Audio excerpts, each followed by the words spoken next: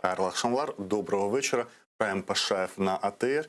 И сегодняшний гость Инна Совсун, народный депутат Украины, заместитель партии «Голос». Добрый вечер. Доброго вечера. Первый вопрос, как и всем политикам, которые сейчас уже появляются в этой студии. Ваша позиция относительно крымско-татарской автономии? Одразу з... Да, з козирей, да, ми заходимо. Дивіться, достеменно партія «Голос» підтримує кримсько-татарський народ. Ми визнаємо, що це народ, який постраждав в результаті агресії Російської Федерації. Один з наших депутатів, Рустем Умєров, дуже активно просуває інтереси кримсько-татарського народу в будь-який спосіб, який є можливим. В тому числі кримсько-татарська автономія. Тому це є партійна позиція, вона не змінюється в залежності від того, хто з представників «Голосу» прийде сюди на ефіри. Це позиція, якою дуже переймається Рустем, і, безперечно, партія «Голос» її підтримує. В вашей программе я этого не нашел. Я открывал программу сегодня, решил напомнить. Действительно, вы одна из немногих партий, у которой есть раздел «Крым». Но там очень общие фразы. «Крым – неразменная монета с Россией». Больше ничего. Вот как раз-таки такие вещи, как автономия, восстановление политических прав, коллективных прав крымских татар, об этом речи нет. Так, ми давно ведемо всередині партії дискусію про те, що та програма, яку ми формували на початках, навесні 2019 року, по факту, вочевидь, зараз потребує перегляду, але в силу різних збігів обставин поки що нас не дійшло до перегляду, тому що та програма, вона була передвиборча. І зараз ми якраз нещодавно ми фіналізували процес долучення партії «Голосу» до Європейського об'єднання лібералів «Альде». І, власне, це для нас є так само одним з таких маркерів ідеологічної позиції.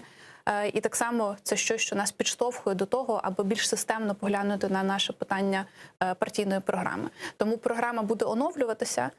Та програма, що є зараз на сайті, вона, направду, ми до неї відсилаємося періодично. Я думаю, на відміну від інших партій, для нас це дійсно є дороговказом.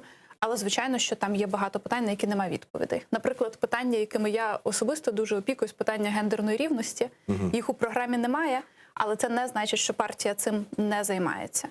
Те саме стосується кримсько-татарського народу і прав кримсько-татарського народу. Вочевидь, що треба деталізувати цю політику. Считалось в предыдущие 5 лет, особенно после революции достоинства, что драйвером решения крымско-татарского вопроса, в том числе и восстановления крымско-татарской автономии, в Крыму был Петр Порошенко, 5-й президент Украины, и он даже в 2016 году озвучивал эту идею с созданием рабочей группы, это ничем не закончилось. А сейчас мы понимаем, что даже внутри европейской солидарности, на тот момент блока Порошенко, были противники. Они были и во времена Ющенко внутри нашей Украины. Всегда внутри даже продемократических сил, которые поддерживал крымско-татарский народ на выборах, и Меджлис, его представительный орган, мы сейчас понимаем, не публично, они публично никогда не высказывали, в отличие от тех же регионалов или посторонников пророссийской интеграции. Вот проукраинская часть открыто не говорила, но не публично это было. Внутри партии «Голос» есть ли вот украинскую кажущие перестороги и те самые люди, которые говорят, автономия, вот это сейчас дай крымским татарам, и дальше начнется. Вот, как бы. Я вам чесно скажу, що жодного разу таке не лунало. В жодних дискусіях ці питання навіть, у нас навіть не було суперечок з цього приводу. А повірте, ми є партією, яка дуже багато сперечається всередині, але є якісь питання, які для нас однозначно є визначальними, і тут немає, таких суперечок немає. Я би казала, і це, я думаю, природньо для партії, яка збільшується, зростає, що, напевне, наприклад, представники наших регіональних осередків можуть не мати детального розуміння, про що йдеться. І тут зараз ми дуже сподіваємося всі, звичайно, що коронавірус потрохи буде відступати, що вакцина дозволить нам повернутися до звичного формату життя. І ми би хотіли провести навчання для наших партійців, тому що у нас партія збільшується, зайшли депутати місцевих рад, і, вочевидь, нам хотілося б їм в тих питаннях, де вони розуміють ідеологічну позицію, але її завжди треба перекладати і пояснювати, що саме мається на увазі. Але на рівні фракції, на рівні депутатів, які складають парламентську фракцію, суперечок з цього приводу точно немає. В связи с пандемией Крым отошел на какой-то второй третий план вот повестки дня политической? Я думаю, що, на жаль, у зв'язку з пандемією багато питань відійшло на другий план. Багато форматів роботи стали неможливими. Тому, звичайно, що це вплинуло на те, як ми, як спільнота, функціонуємо. І так, це відсунуло дещо увагу до питань російської агресії і на сході України, і в Криму. Чи це було свідоме рішення влади не загострювати увагу на цьому, чи просто так склалися обставини, ми можемо тільки гадати. Ваше мнение. Я би казала достеменно, що їм це вигідно. Тому що... Власти выгодно в связи с пандемией перестать мусолить вопрос Крыма и оккупированных территорий в целом. То есть это примирение чисто с Россией? Я думаю, тобто їм точно це вигідно. Ми не знаємо, чи це цілеспрямована інформаційна політика чи ні, але їм точно це вигідно, тому що у них немає чіткої стратегії всередині. Що робити з Донеччиною, Луганщиною окупованою, що робити з анексованим Кримом. Більше того, всередині партії влади є дуже різні підходи з цього приводу. І всередині партії «Слуга народу» є люди, які близькі до голосу в питаннях позиціонування, в тому числі щодо Росії. А є люди, які їздять в Росію і виступають там на пропагандистських телеканалах. І це люди, які вважають, що з Росією треба помиритися, і що це, мовляв, просто Україна винна в всьому тому, що сталося. Тому, і звичайно, що це ми говоримо про партію в парламенті. А ще більша проблема – це позиція президента і Офісу президента, а якщо конкретно, то керівника Офісу президента. Єрмака. Так, Єрмака. Вочевидь, що це людина, з якою у мене, у інших представників «Голосу» є дуже серйозні розбіжності щодо розуміння ролі Росії в теперішньому конфлікті. На жаль, це, вочевидь, людина, яка дуже великою мірою визначає сьогодні політику української держави по відношенню до російської агресії. Не маючи жодної офіційно вибраної посади, не маючи жодного офіційного конституційного статусу, насправді ця людина зараз визначає, куди Україна рухається. Ну, в шутку, по-моему, его называют вице-президентом, сейчас уже Ермака. Но, а какая часть, на ваш взгляд, «Слуги народа» готова в отношении Крима на тех же позициях, що і «Голос»? Було декілька показових питань. Якщо ви пам'ятаєте, коли депутати партії «Слуга народу» публікували у себе на фейсбуках якісь заяви з приводу, наприклад, червоних ліній перед нормандськими переговорами рік тому ще не було цього, але вже трошки пізніше то були, коли були спроби організувати координаційну раду, так, точно, коли були спроби організувати координаційну раду за участі представників окупованих територій Донеччини, Луганщини, то тоді представники, окремі депутати партії «Слуга народу» публікували такий великий єдиний лист у себе в соціальних мережах, на Фейсбуці в першу чергу, про те, що, мовляв, для нас це неприйнятно. І тоді там було 2 чи 3 таких листи, десь від 40 до 60 депутатів фракції «Слуга народу» підписували. Тобто це четверть? Десь так. Але, звичайно, що це ми кажемо тих, хто ризикнули публічно висловити позицію. Чи є хтось, хто не ризикнув, але підтримує? Мабуть, є. Чи має це значення? Це інше питання. Тому що, скорше за все, що якщо люди не ризикнули в той момент висловити позицію, вони навряд чи її висловлять у випадку, коли буде якесь голосування в парламенті. Предположим, ваша партия готова будет создать новый проект закона о крымско-татарской автономии, о статусе крымско-татарского народа. На ваш взгляд, какие политические силы поддержат в сегодняшнем парламенте эту пропозицію? Дуже хороше питання. У парламенті минулого тижня було створено міжфракційне об'єднання, яке Кримська платформа. Кримська платформа. Шкода, що стільки часу пішло на те. Ви доєдналися до неї? Я не пам'ятаю, чи я підписала безпосередньо. Я говорила з Рустемом, запитувала про це. Рустем є співголовою. Ми точно поділяємо всі принципи, які закладені. Шкода, що 1,5 роки в парламенті не було такого міжфракційного об'єднання. Але я думаю, що це хороший майданчик для того, аби все-таки всередині парламенту роз'яснити, про що йдеться. Тому що я вам скажу сумний факт: дуже велика частина представників партії «Слуга народу», якщо ви їх спитаєте, що це таке, просто скажуть, що вони не розуміють. Це не буде позиція активного спротиву чи не спротиву. Я думаю, що первинна проблема, з якою треба працювати, це проблема роз'яснення, що це означає. Далі, звичайно, треба зважати на те, що великою мірою позиція партії «Слуга народу» визначається не в парламенті. Вона визначається на Банковій, вона визначається Офісом президента. Менше, до речі, зараз, ніж рік тому, значно менше. Чому? Я думаю, що з кількох причин. Що, по-перше, депутати відчули, що у них є своя сила, і що якщо вони не натиснуть ту кнопку, яку їм сказали натиснути, то нічого не станеться. Так? Друге, вочевидь, що різні групи мають настільки відмінні цінності, відмінні уявлення про те, куди треба рухатися, що вони вже не можуть миритися один з одним дуже часто. Ось. Але в будь-якому випадку, я думаю, що питання пояснення цього є важливим. Питання того, якою мірою це питання буде втручатися Офіс президенту, теж буде важливим. Чи буде підтримка, наприклад, з боку Європейської солідарності? Я думаю, що скорше за все, принаймні публічно така підтримка буде озвучена. Чи буде це активне просування, я не візьмусь сказати.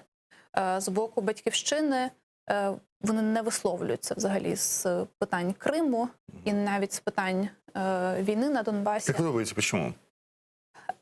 Відверто, я думаю, що Юлія Володимирівна, як найдосвідченіший, мабуть, політик в українському парламенті, дуже чітко працює на одну цільову аудиторію з одними конкретними меседжами.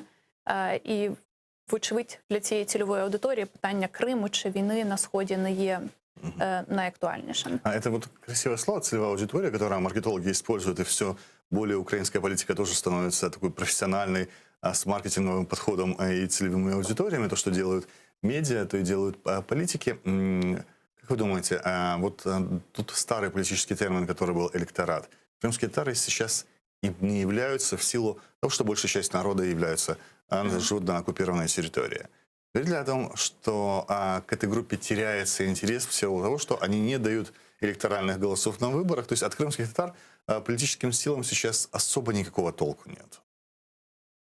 Не надо им ничего обещать. Тому що вони не дадуть голосів. Я особисто ніколи не думала в таких термінах. Я особисто переконана, що є якісь речі, які ти маєш робити, тому що це відповідає твоїм цінностям, а не тому, що це обов'язково тобі принесе електоральні бали. Я, до прикладу, останніх декілька місяців не публічно, але дуже активно допомагаю представникам білоруської діаспори, яка з тижня на тиждень збільшується тут в Києві. Вони достеменно не є нашими виборцями, вони є громадянами іншої країни. Але я переконана, що їм треба допомагати, тому що вони роблять те, що ми робили на Майдані у 2013-2014 році. Вони борються за ті самі цінності, що і ми. І те саме з кримськими татарами. Це не питання прагматичного розрахунку. Це питання того, що політики повинні робити те, що правильно. І я переконана, що насправді, якщо це чітко пояснювати, то насправді це відчують і інші громадяни. Я переконана, що серед українців так само є ті люди, які розуміють, що кримсько-татарський народ постраждав, що їх треба захистити. Але, повторюсь, не це має бути мотивацією. Мотивація не в тому сенсі, що нам треба привернути увагу электорату, как вы только что сказали, які підтримують ті самі ідеї. Мы вернемся к теме крымско-татарской автономии. Сейчас та тема, которая вам много лет была близка, а я напомню зрителям, что Инна Совсун была членом первого после революции достоинства правительства, была первым заместителем министра образования, вы были у КВИТА. И сейчас мы поговорим немножко об образовании и о студентах с оккупированной территории. У нас там прямой связи Эмиль Ибрагимов, представитель общественной организации Q-Hub, молодежная. Эмиль, добрый вечер. Добрый вечер. Вы отслеживаете, да, какое количество жителей Крыма, абитуриентов поступают в украинские вузы? Напомните нам эти данные. Я видел только сегодня о том, что по русским изданиям, что ЕГЭ их российский сдало более 10 тысяч человек, то есть потенциально это 10 тысяч абитуриентов. А какие данные по поступающим в вузы у вас и что, как вы их характеризуете? Ну, насколько мы знаем, около 400 человек абитуриентов поступило из Крыма. Всего из Донбасса это 1600. Но дело в том, что Донбасс считает, Министерство образования считает Донбасс абитуриентов как с линии столкновения, так и непосредственно тех абитуриентов, которые находятся непосредственно на оккупированной территории Донбасса. В этом есть сложность. И мы работаем в этом направлении. Ну, наша организация, например, с ГО «Альменда», там Валентина Потапова является главой этой организации, и вот они просили Министерство образования, чтобы им предоставили данные конкретно абитуриентов, по абитуриентам из оккупированной территории Донбасса. Но пока что Министерство образования не дает такие данные, и непонятно. Итак, вот 400 человек, много это или мало, а как вы оцениваете? Це катастрофічно мало. І на фоні, перепрошую, Воды? так. На фоні загальної кількості молоді, яка проживає в Криму, це, безперечно, дуже маленька частка. Тут є багато причин для цього. І я думаю, що не всі з цих причин ми можемо виправити. Частина людей свідомо обирає складати єдиний державний іспит російський для того, аби або продовжити навчання в Криму, в кримських університетах, які вимагають ЄГЕ для вступу, або поїхати в Росію і там продовжити навчання. Але є також причини технічного характеру, через які абітурієнти з Криму не завжди можуть вступити. І ці проблеми потрохи вирішуються, але, звичайно, що де виникає проблема? Проблема виникає в тому, що на сьогодні абітурієнти з Криму і з окупованих територій Донбасу можуть вступати без зовнішнього незалежного оцінювання. В цьому році був розширений перелік закладів, в які можна так вступати. Це, звичайно, збільшує можливості для абітурієнтів з цих територій. Це викликало величезну дискусію, якщо пам'ятаєте, влітку в парламенті, коли партія «Європейська солідарність» розповідала про те, що це неприйнятно і так не можна робити. На жаль. Але в будь-якому випадку ми бачимо, що це не дуже допомогло суттєво збільшити кількість абітурієнтів. Ну, как сравнить? Было 250 в прошлом году, 400 в этом, ну, какое-то увеличение есть, во всяком случае, не падение, несмотря на пандемию. Тут треба дивитися ще на показник демографії, тому що насправді зараз у нас ті роки, які випускаються зараз зі школи, це щороку у нас трошки є приріст населення, просто демографічний. Але в будь-якому випадку, це добре, що їх 400. Я для Еміля скажу, по тій інформації, що ви запитували, у мене є відповідь на... Я зверталася в Міністерство освіти і науки як депутатка, і я просила у них інформацію, власне, про вступників в розрізі окремих університетів навіть. І я запитувала інформацію по тим абітурієнтам, які вступали без зовнішнього незалежного оцінювання. А так мають право вступати тільки ті, хто з окупованих територій. І я з радістю поділюсь з вами цією інформацією. Я думаю, що вона вам буде корисною. Бачите, на депутатський запит вони швидше відреагували, ніж на запит громадської організації. Але проблеми лишаються. Проблема, повертаючись, де виникає проблема? Приїжджає людина, у неї є якийсь документ про освіту. Там написано, наприклад, Луганська Народна Республіка або Крим, Російська Федерація. Ми як держава не можемо визнати цей документ зі зрозумілих причин. Тому що це буде визнанням існування цих юридичного існування Луганської Народної Республіки чи факту анексії Криму. Через це у нас вже декілька років діє можливість отримати тут український атестат, склавши декілька іспитів, просто для того, щоб підтвердити, що у людини є базові знання, які дозволяють говорити про те, що у людини є середня освіта. І після цього вони вже можуть вступати в університет.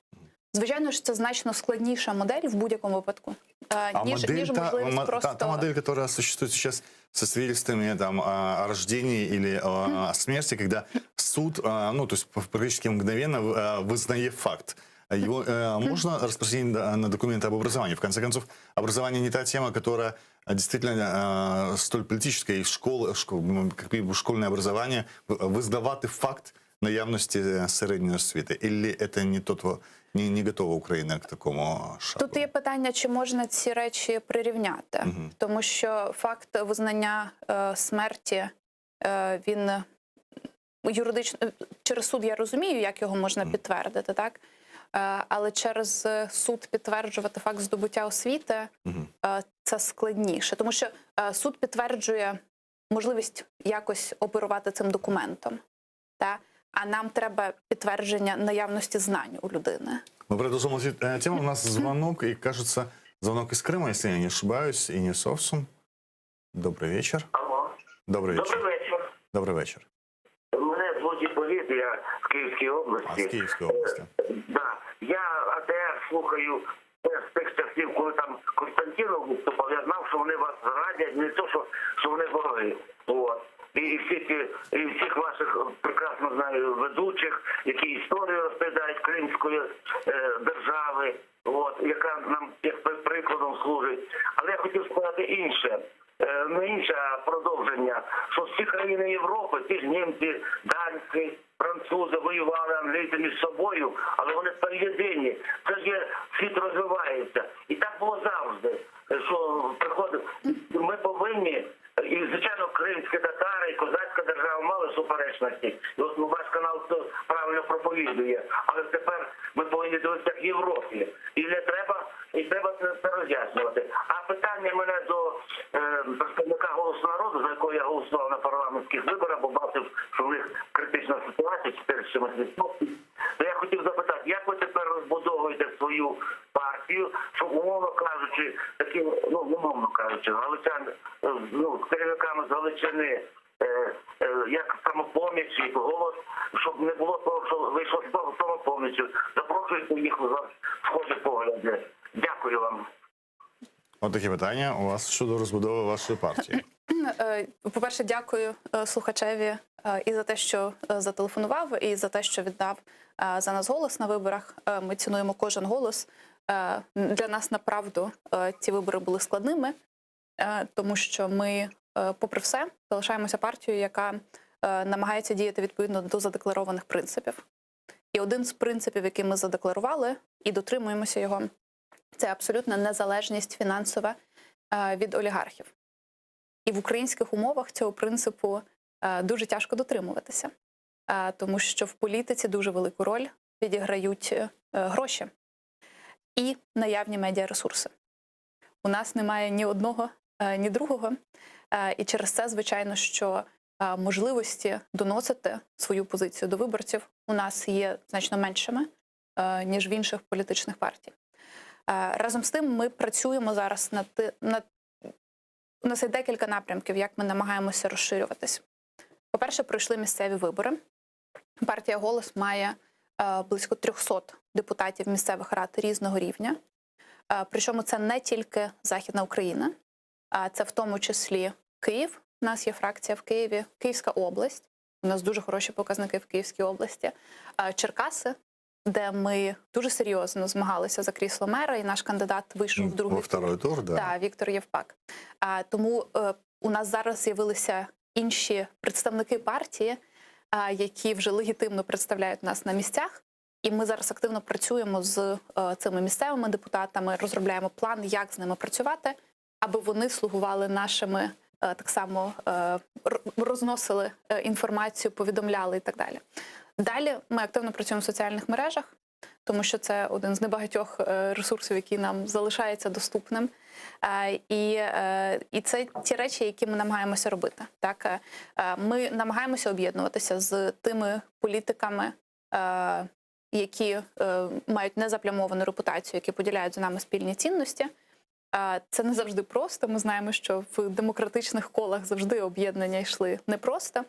Але разом з тим це теж присутньо, і особливо на місцевому рівні У нас частина наших місцевих депутатів – це люди, які в минулому представляли, наприклад, «Самопоміч» в місцевих радах. Мы продолжим эту часть вопроса о фронтменах партии, лидерстве и ее будущем. У нас Эмиль, по-моему, остается на прямой связи. Эмиль, я сегодня нашел в оккупационных средствах массовой информации данные, что 4 тысячи из этих 10 тысяч выбирают российские вузы. То есть они не остаются в Крыму, они уезжают на материк поступать.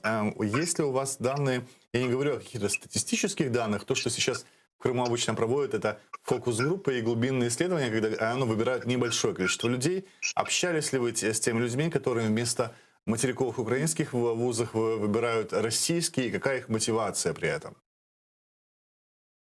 Ну, насколько я знаю, что да, действительно, материк выбирают больше всего российский. Вы ведь это имеете в виду? Да. Почему выбирают российские вузы Российской Федерации? Нужно начинать с того, что, наверное, проводится недостаточно хорошая информационная политика со стороны Украины для того, чтобы привлекать больше крымских абитуриентов на материк именно украинский. Когда школьник учит на протяжении уже 6 лет, 7 лет российскую программу и живет в таком вот информационном вакууме, конечно, он будет выбирать именно вузы на российском материке, это понятно. Большинство, насколько я знаю, да, действительно выбирают российские вузы. Насколько я знаю, 12 тысяч абитуриентов было в этом году. Из них абсолютное большинство выбрали не Украину. Хотя есть какие-то определенные успехи в этом направлении. И с подписанием закона Зеленским о расширении перечня вузов, да? Да, перечень вузов. Какая-то цифра, может, и незначительно, но повысилась, еще учитывая карантин. Что будет в следующем и через 2 года, мы посмотрим. Но однозначно, что информационная политика не дорабатывает украинская. И, наверное, методы устарели, скорее всего, так. Мне кажется, уточняющий вопрос, что имеется в виду под методами и как должна выглядеть информационная политика для привлечения крымских абитуриентов в украинские вузы? Во-первых, как по мне, сейчас нужно работать. Во-первых, есть 2 целевые аудитории, наверное. Это сами школьники еще, которые учатся в 10-11 классе, потом они становятся абитуриентами, и родители. Это 2-я целевая аудитория. Что касается школьников, абитуриентов, то, наверное, это соцсети, это Инстаграм, преимущественно. И сейчас уже такая, например, сеть, как ТикТок, становится более популярной. Министр образования, по сути, должен выходить в ТикТок и каждый день в ТикТоке общаться с малышем. Да. Если серьезно, то да. Потому что я забыл, как зовут молодого человека, который занимался привлечением и, можно сказать, такой публичной дипломатией в ТикТоке. Но у него очень большое количество подписчиков, и его очень много смотрят молодых людей в Крыму. Вот мы, например, думаем даже с ним сотрудничать и работать в этом направлении. У вас є TikTok, кстати? Немає. Бачите, от молодь каже, що потрібно необхідно заходити в TikTok і працювати на тих площадках, де молодь существує, куди нам Мені те саме каже моя помічниця, яка моя колишня студентка, але вона молодша суттєвого віку. Вона каже те саме. Але я повернусь до вашого питання початкового. Чому більша частина абітурієнтів, тих, які з Криму, їдуть, навіть не залишаються в Криму, а їдуть в Росію? Тому що університети, які працюють в Криму, насправді є незаконними. Вони на сьогодні не мають права брати, їх не визнає міжнародна спільнота, ці університети. Тобто люди, які отримають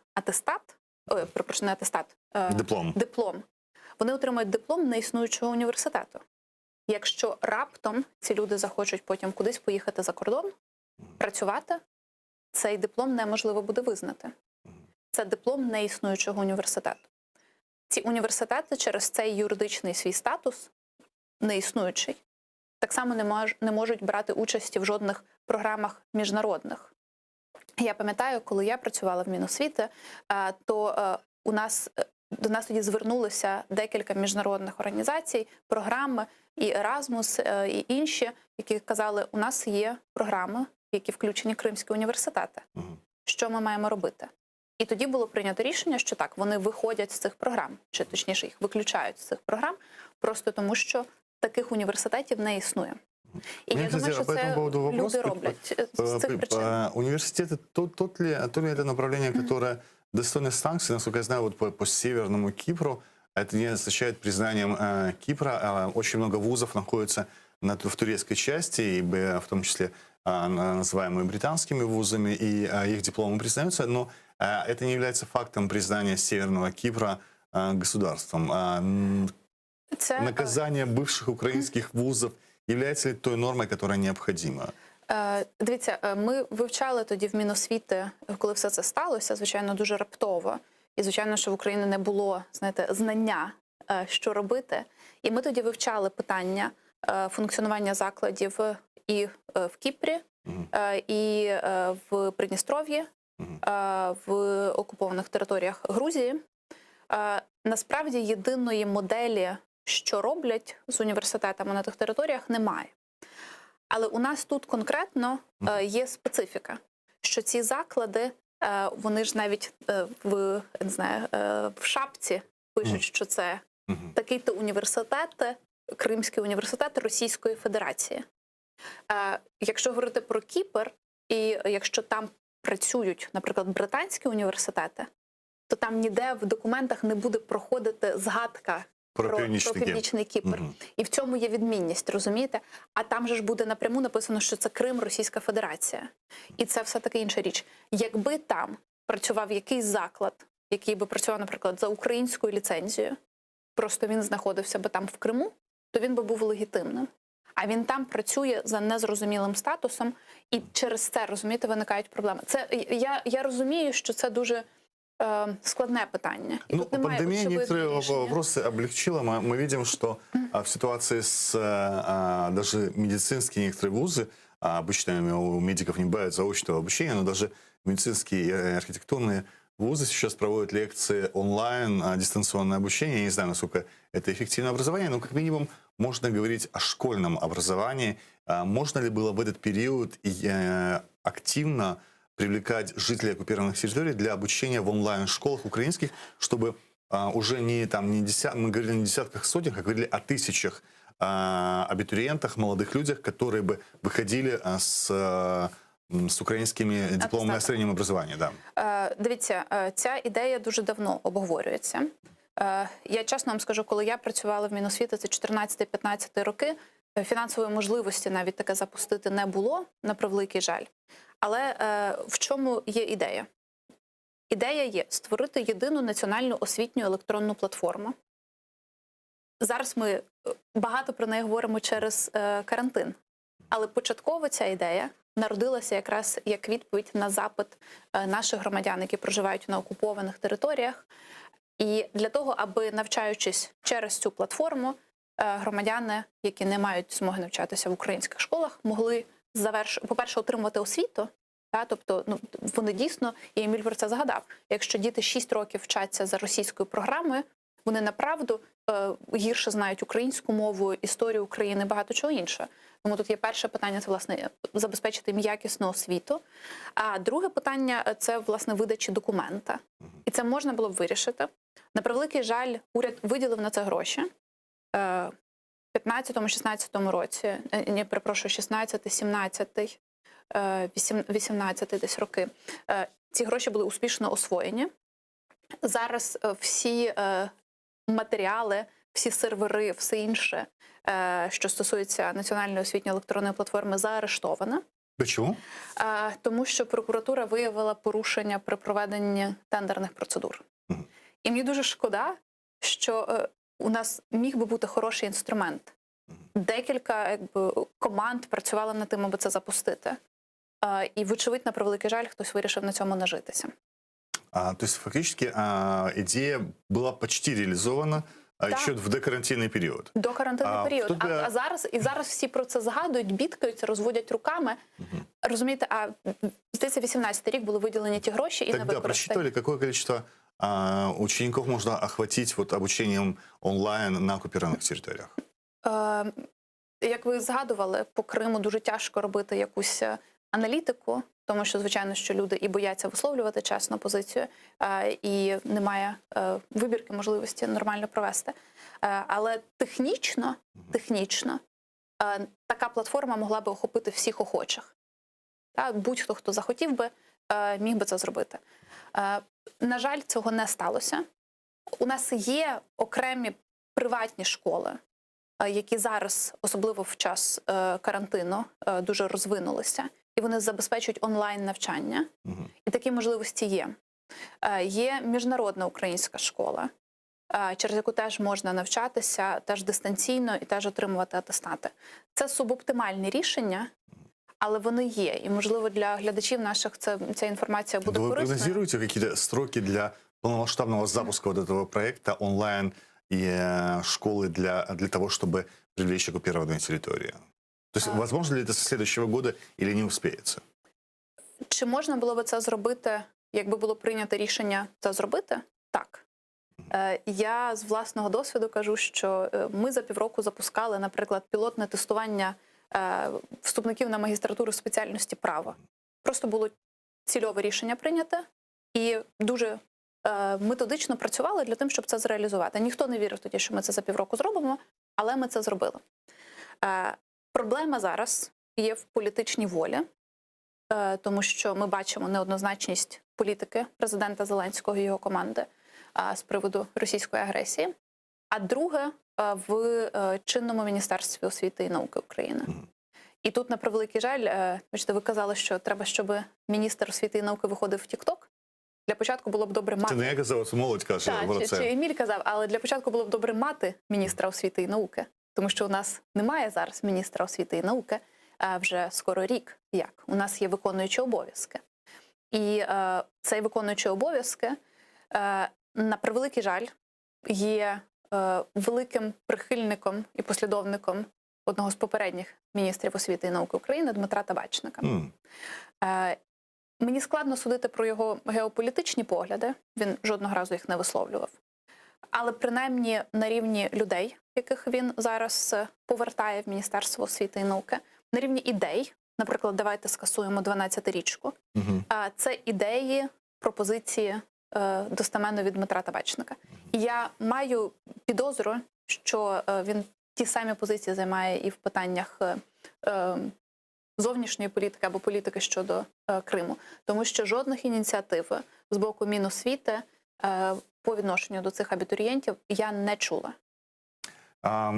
Це теж стосується освіти. 2014-го Україна в парламенті сказала А, не сказала Б. Це насамперед іде про постанову Верховної Ради, закону нема, про визнання кримських татар корінним народом України, ну тобто на території всієї країни. І одна з нагальних питань – це швидке зникнення кримськотатарської мови, бо науковці міжнародні кажуть, для того, щоб мова існувала, в них є якісь прорахунки, що 300 тисяч має бути носіїв, для яких це перша мова. Кримських татар загалом близько 300 тисяч, і вже чимала кількість не є носіями. Як ви ставитеся до ідеї, щоб ця мова зберігалася завдяки українцям, щоб в українських школах на материку теж вивчали кримськотатарську мову? Для початку, я думаю, варто було би вирішити проблему простішу навіть. У нас станом на сьогодні фактично немає можливості у кримських татар здобувати освіту середню кримсько-татарською мовою.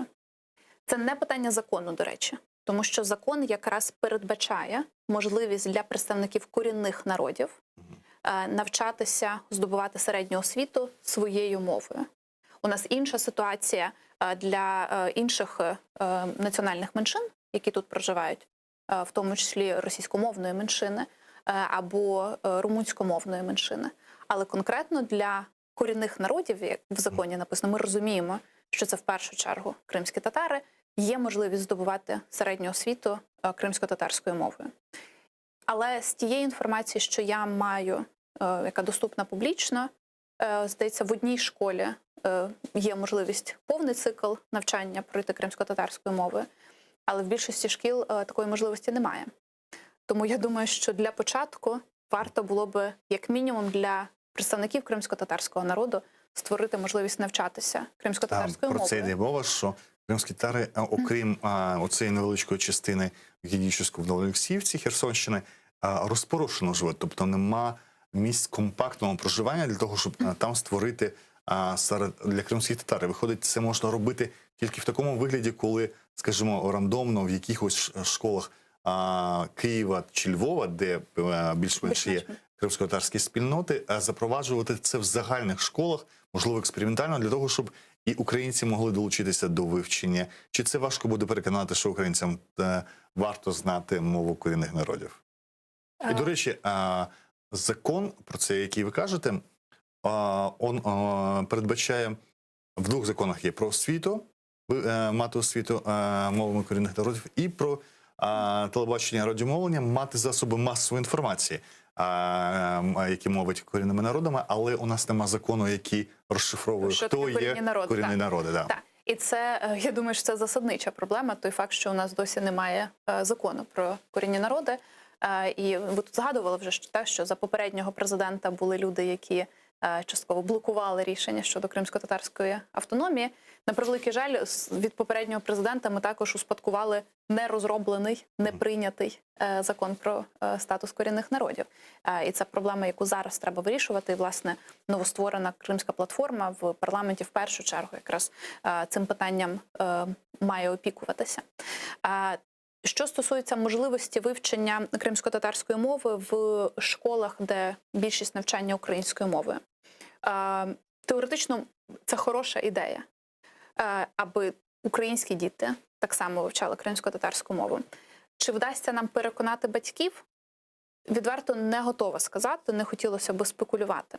Але навіть якщо б не вдалося переконати батьків україномовних чи російськомовних, але тих дітей, які вчаться українською мовою, в будь-якому випадку є ж можливість в законі створювати окремі вибіркові курси для окремих дітей. І чому б одним з цих курсів не робити вивчення кримсько-татарської мови? Ви маєте на увазі факультативно? Так, але це був би факультатив, який би зараховувався тобі в атестат. Тобто ти би отримувала оцінку з нього. Тобто це просто вибірковий курс, так? Його не обов'язково на нього всі мають записуватися. Але закон про середню освіту, він якраз передбачає збільшення кількості ось цих вибіркових дисциплін в навчальних програмах. І якісь заклади могли би пропонувати на вибір ці курси кримсько-татарської мови. Один момент. У вас был укол в сторону Петра Порошенко, укол и в адрес вас, бывших руководителей Министерства образования. То, что осталось наследство от вас, крымско-татарский до сих пор в вузах, в двух вузах он преподается в Украине. Это Таврический, который переехал сюда, Вернадского, и Шевченко. Это считается иностранным языком до сих пор. То есть, как бы, к нему отношение как к иностранному языку. Я не готова сказати на рівні регулювання, де це визначається, тому що Міносвіти, не Міносвіти навіть, Кабінет міністрів затверджує просто перелік галузей знань і спеціальностей, і там просто є, мабуть, іноземна філологія. Так, і там просто немає окремої іншої спеціальності, але в межах неї є багато різних філологій. Чи доцільно було би виділяти окрему спеціальність, але тоді як би її назвати, я тут не готова відверто сказати. Це просто будь-яка філологія, яка не українська філологія.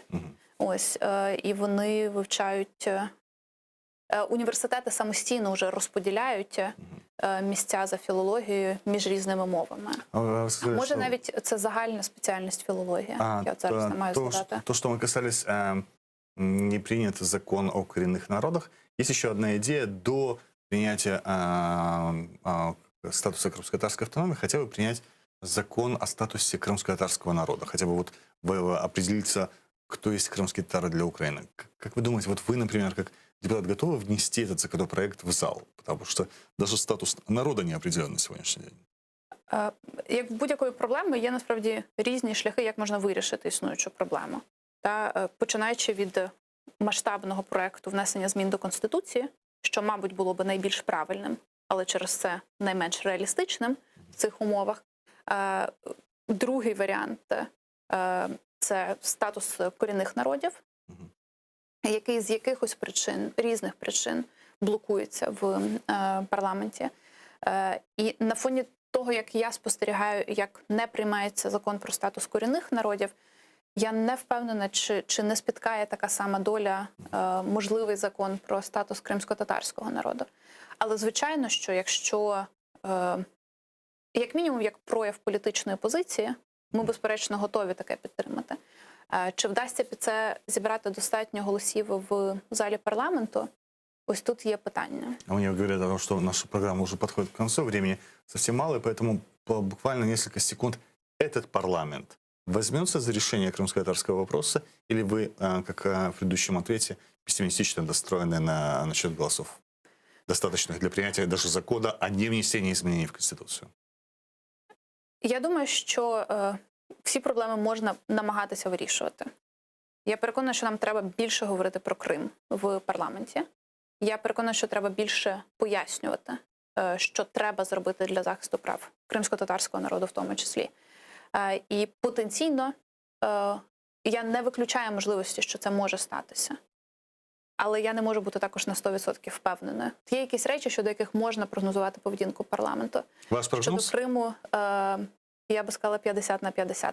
Залежатиме від активності публічної, від активності окремих депутатів, які готові це будуть взяти і цим займатися 100% часу. І в тому числі від ситуації переговорної з Російською Федерацією і позиції Офісу Президента в цьому питанні. Спасибо, Инна. Спасибо, что ответили на те вопросы, которые не являются рейтинговыми и не приносят голоса. С нами в эфире на Прайм Пашев была Инна Совсун, заместитель главы партии «Голос» и народный депутат Украины. А с вами я встречусь в следующий четверг. Не переключайтесь. Далее новости Заман.